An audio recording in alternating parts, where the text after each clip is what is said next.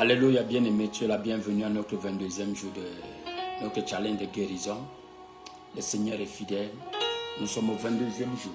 Dans 8 jours, bien-aimé, on aurait fini avec le challenge. Mais je sais que tu continueras avec le ministère. Béni soit le nom de l'Éternel. Aujourd'hui, nous allons parler de comment prendre possession de sa guérison après la prière. Alléluia. Quand on te rend ministère, quand tu pries, qu'est-ce que tu fais?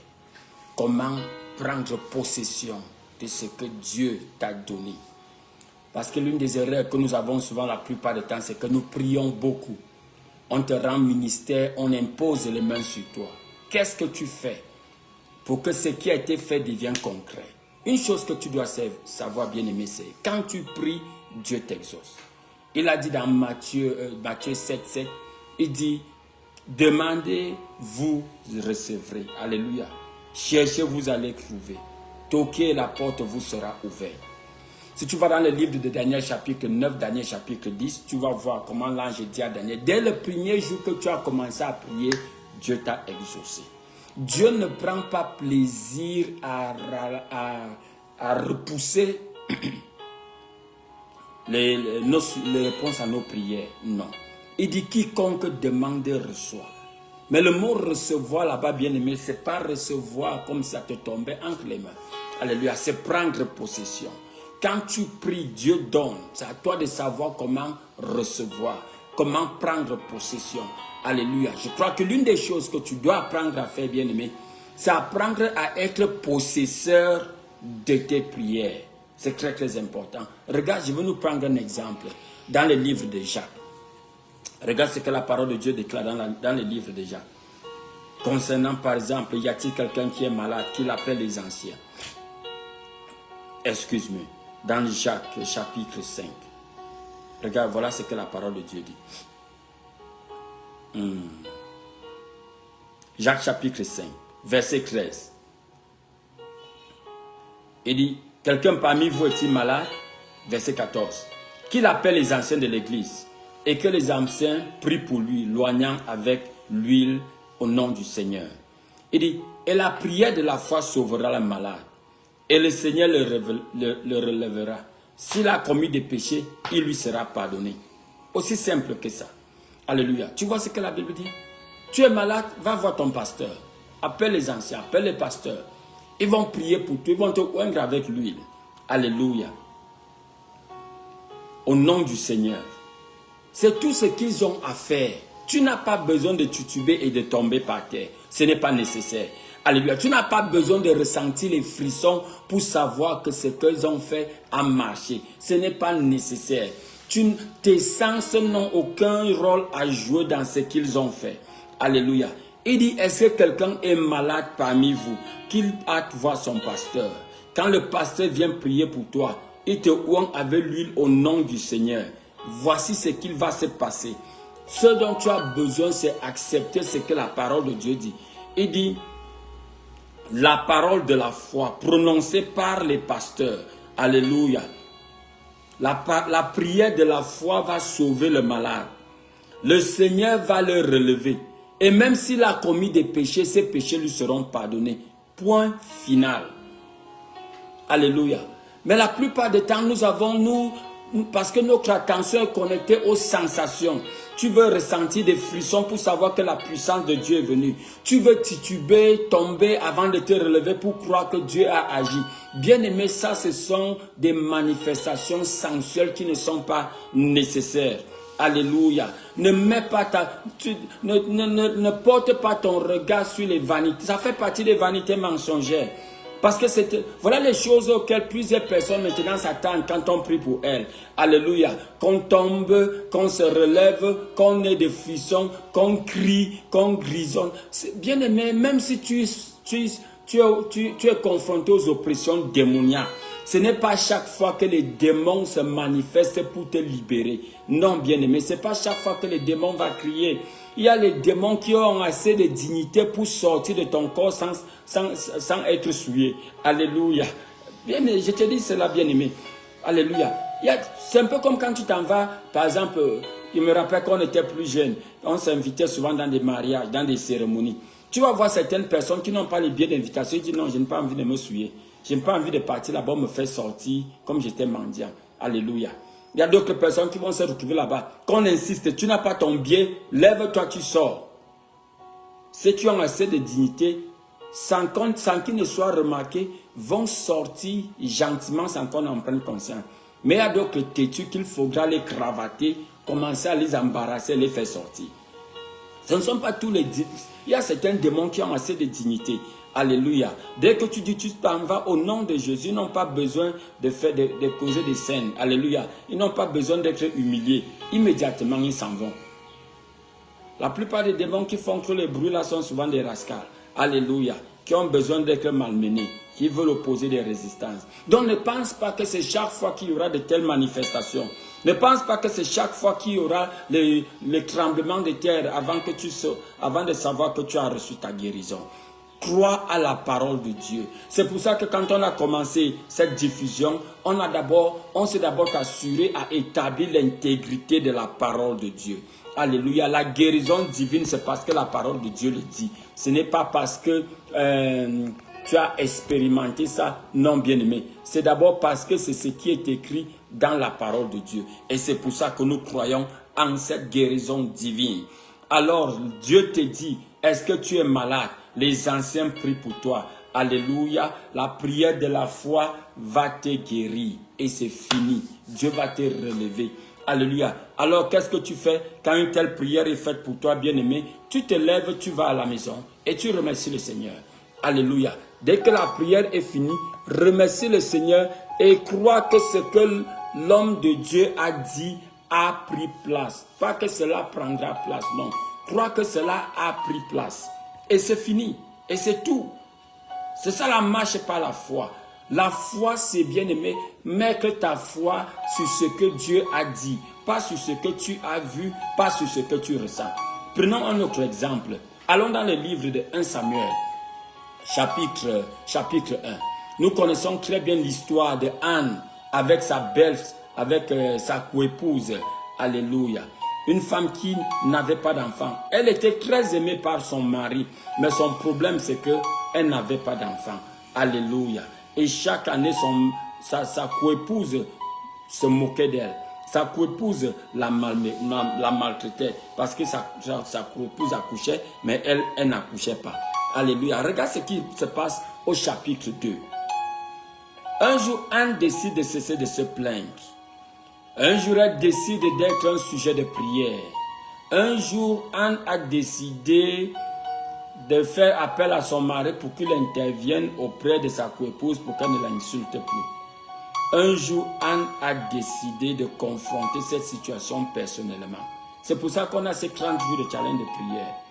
Quand les gens ont prié pour toi, les gens t'ont rendu ministère, c'est monté, c'est descendu, c'est monté, c'est descendu. Un jour, tu décides de dire, j'en ai marre d'en avoir marre. Je suis fatigué de cette situation.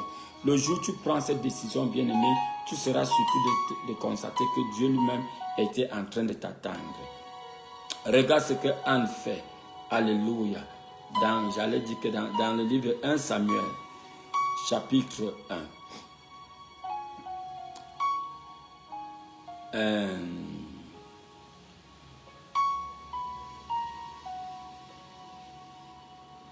1 Samuel chapitre 1, il se levait, je vais lire à partir du verset 13.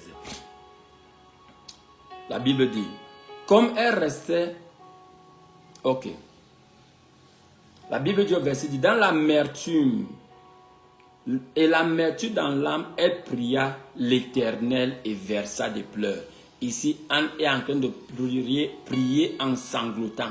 Elle se vidait vraiment le cœur. Elle nous le dit plus tard. Elle fit un vœu en disant, Éternel des amis, si tu daignes regarder l'affliction de ta servante, si tu te souviens de moi, n'oublie pas ta sœur, ainsi de suite. Verset 12. Comme elle restait longtemps en prière devant l'Éternel, Élie observa sa bouche. Anne parlait dans son cœur et ne faisait que remuer les lèvres. mais on n'entendait point sa voix. Élie pensait qu'elle était ivre. Tu vois, la posture de sa prière a fait de sorte que même le pasteur a mal interprété son attitude. Il pensait qu'elle était saoule, qu'elle avait trop bu. Et le pasteur l'a même réprimandé. Jusqu'à quand est-ce que tu seras dans l'ivresse? Fais passer ton vin. En répondit, non, mon Seigneur. Je suis une femme qui souffre en son cœur. Je n'ai bu ni vin, ni boisson enivrante, mais je répandais mon âme devant l'Éternel. Ne prends pas ta servante pour une femme pervertie, car c'est l'excès de ma douleur, de mon chagrin qui m'a parlé jusqu'à présent. Bien-aimé, quand tu fais face à certaines montagnes, fais attention aux distractions, fais attention aux offenses. Alléluia. Tu vois comment ici le diable a même voulu utiliser le pasteur de Anne pour la distraire, pour qu'elle soit offensée. Heureusement qu'elle a eu assez de sagesse de discerner la distraction. Elle a répondu à son pasteur qui l'a traité d'ivrogne avec respect. Alléluia. Pourquoi? Parce qu'il n'était pas dans sa chaussure. Alléluia. Il ne connaissait pas ce qui se passait dans sa vie. Alléluia. C'était son problème à elle. Ce n'était pas le problème du pasteur. Souvent, certains d'entre nous, quand nous sommes confrontés à des situations, on se laisse distraire, on se laisse aller à l'offense. Tu sais, bien aimé, ce n'est pas tout le monde qui ressent ce qui se passe dans ta vie. Ce n'est pas tout le monde qui a l'empathie de se mettre dans ta situation pour pouvoir comprendre, pour pouvoir voir de ton point de vue. Alors ne te laisse pas distraire par les commentaires que tu vas entendre à gauche et à droite. Et surtout ne te laisse pas offenser. Alléluia, ne te laisse pas offenser par ça. Alors quand elle a répondu ainsi, le pasteur Élie reprit la parole et dit, va en paix, que le Dieu d'Israël exauce la prière que tu lui as adressée. Va en paix, que le Dieu d'Israël exauce la prière que tu lui as adressée. Elle dit, que ta servante trouve grâce à tes yeux.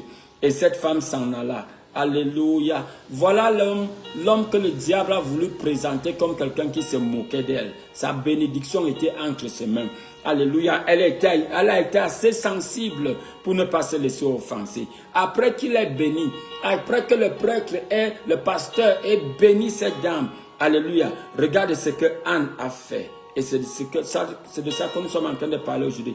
Comment être possesseur de tes promesses. La Bible dit au verset 18. Anne a répondu, que ta servante trouve grâce à tes yeux. C'est une manière de dire Amen. Je reçois ce que tu as dit. J'accepte que ce que tu as dit est vrai. Alléluia. Je m'aligne à ce que tu as dit. C'est ça, Amen. Je suis d'accord avec ce que tu as dit. Alléluia. Je libère ma foi pour recevoir ce que tu as dit. Alléluia. Elle mangea. Regarde ce qu'Anne a fait. Cette femme s'en alla. Elle mangea. Elle a cassé son jeûne. Elle a arrêté son jeûne. Son visage ne fut plus le même. Alléluia. Il se levait de bon matin après s'être prosterné devant l'Éternel. Il s'en retournait et revint dans leur maison à Rama. Elle qu'en a connu entre sa femme et l'Éternel se souvint d'elle. Voilà ce qu'on appelle les actes qui correspondent à la foi. Alléluia. C'est une femme, elle était dans le jeûne. Sa face était triste. Après qu'elle ait prié, après qu'elle se soit déchargée devant le Seigneur et le pasteur l'ait béni, elle a dit Amen. Elle a cassé son jeûne. Elle n'a plus continué dans le jeûne. Certains d'entre nous vont dire, je veux continuer dans le jeûne jusqu'à ce que je voie la grossesse. Non, bien-aimé. Pourquoi est-ce que tu jeûnais? C'était pour que le Seigneur t'écoute, pour que le Seigneur t'exauce. Elle a arrêté son jeûne. Pourquoi? Parce qu'elle a reçu. Elle a reçu la prière qui a été faite. Elle a reçu la prière qui a été faite. Elle est sortie de ce lieu dans la conviction que Dieu l'a exaucée. Elle a arrêté le jeûne. La tristesse a disparu. Son attitude a changé. Alléluia. Elle a mangé, elle s'est lavée, ils sont rentrés à la maison. Elle a connu son mari et la grossesse est venue. C'est comme ça que tu es possesseur de tes promesses. Possesseur de l'objet de tes prières. Certains d'entre nous, nous prions sans fin. Quelqu'un d'autre aurait dit l'année prochaine, quand je vais venir, au lieu d'un jeûne de 3 jours, je vais maintenant faire un jeûne de 7 jours. Quelqu'un d'autre aurait planifié pour la prochaine prière. Non, bien-aimé, la prière est faite pour être exaucée. La prière est faite pour être exaucée. La prière ne doit pas être un chapelet que tu fais continuellement sans fin. Non, bien-aimé. Apprends à être possesseur des réponses à tes prières. Apprends à recevoir, à prendre possession et de dire c'est fait. Tu n'as pas besoin. Est-ce que tu sais, mes bien-aimés, si tu continues à lire ce passage de 1 Samuel, alléluia, que même le pasteur qui bénit cette femme n'était même pas n'était pas en de très bons termes avec son Dieu. Alléluia. Il n'était pas en très bon terme. Parce que certaines personnes vont dire que, oh, le pasteur là n'a pas l'onction. Oh, mon nom de Dieu, il a imposé les mains sur moi, je ne suis pas tombé, je n'ai pas titubé. Ce n'est pas nécessaire. Jésus a dit quelque chose de très important. Et il dit, vous voyez les pharisiens, ils s'asseyent sur la chaise de Moïse. Faites ce qu'ils vous disent, ne faites pas ce qu'ils font. Alléluia. Qu'est-ce qu'il voulait par là dire? Quand Dieu appelle un homme, alléluia, dans l'appel de cet homme, il y a une mesure d'onction, d'autorité que Dieu relâche. Alléluia. C'est pour ça que tu vas voir certains hommes de Dieu qui ont une vie qui n'est même pas ordonnée. Mais tu vois certains résultats dans leur ministère. Ce n'est pas toujours la sorcellerie qu'ils utilisent. Il y a des choses que Dieu va faire pour son peuple. Alléluia. Même si cet homme est en train de mal agir, mais parce qu'il occupe une position, c'est un peu comme un pasteur. Je regarde par exemple même en politique. Tu vas voir un ministre qui est corrompu. Alléluia. Tant qu'il est ministre, toute l'autorité lui est donnée. Jusqu'au jour où il est convaincu de corruption et il est enlevé de ce bureau. Mais tant qu'il occupe cette chaise de ministre, ce portefeuille, toute l'autorité est reconnue. Tu vas voir un policier qui est corrompu, mais tant qu'il a la tenue, tant qu'il a cette tenue, il se met devant un camion, il fait comme ça, le camion s'arrête. Pourquoi? Parce que le symbole de l'autorité est sur lui. Et c'est ce qui s'est passé avec Anne.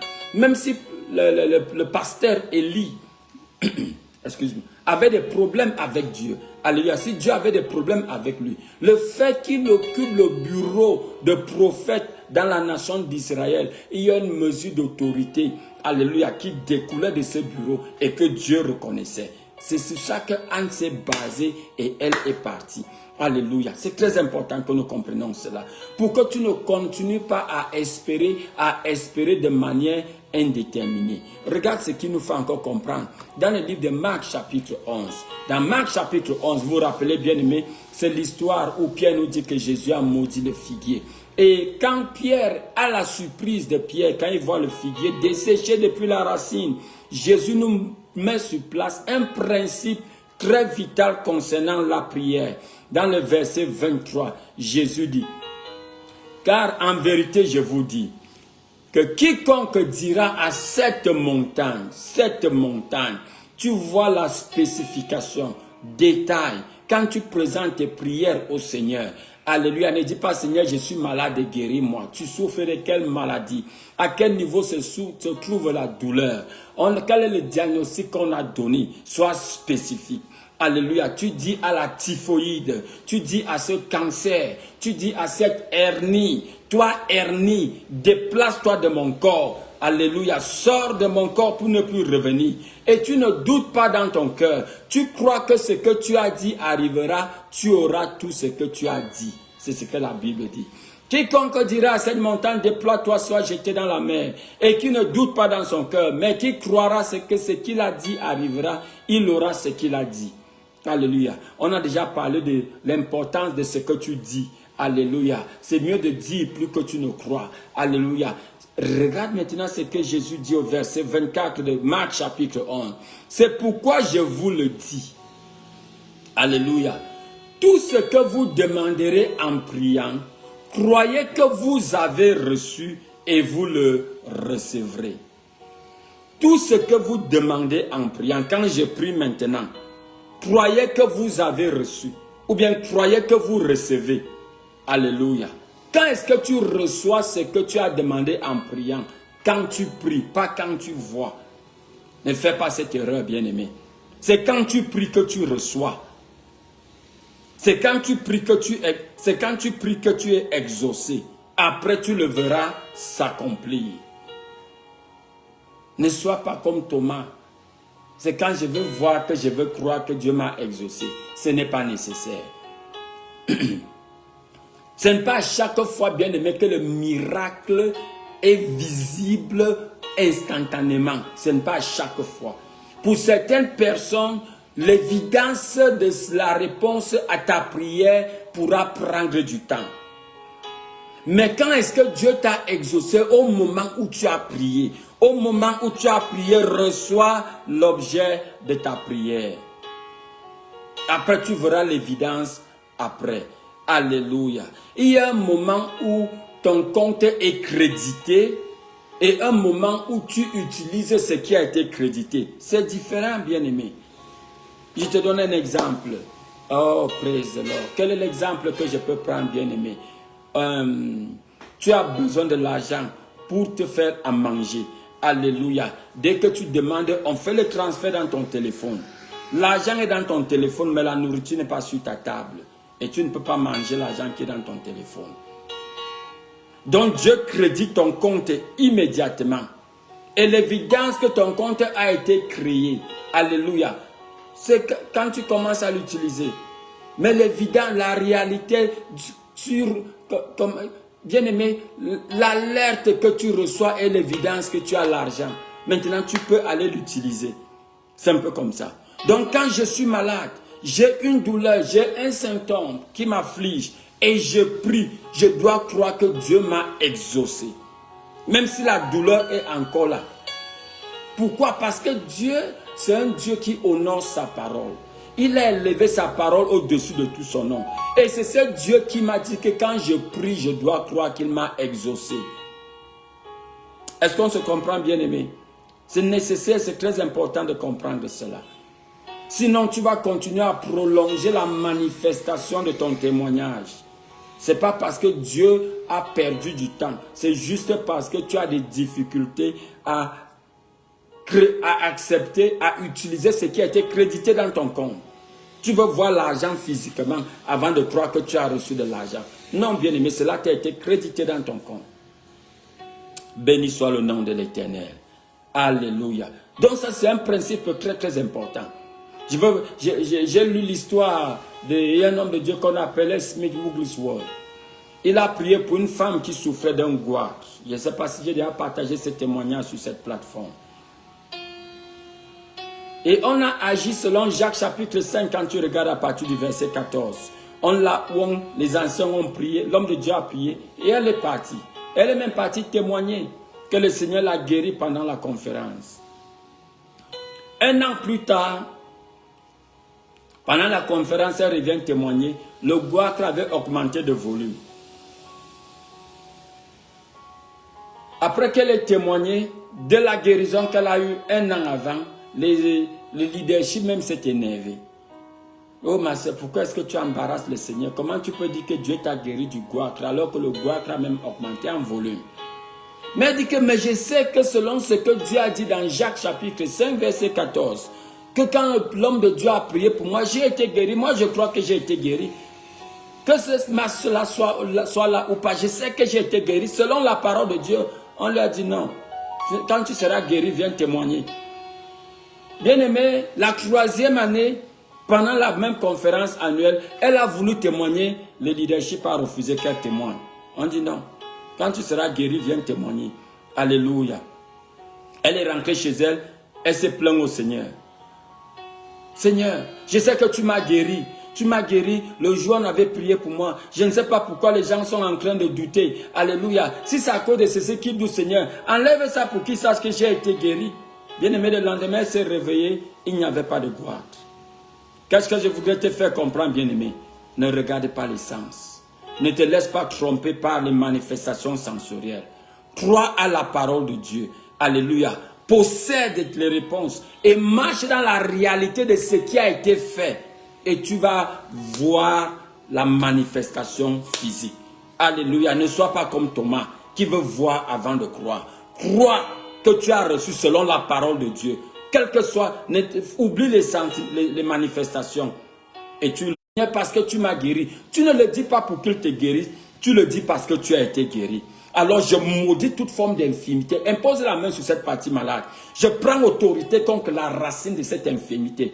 Je maudis cette infirmité à la racine. Je déclare la guérison maintenant au nom puissant de Jésus. Je commande cette côte à être guérie maintenant au nom puissant de Jésus. De la couronne de ta tête à la plante de tes pieds.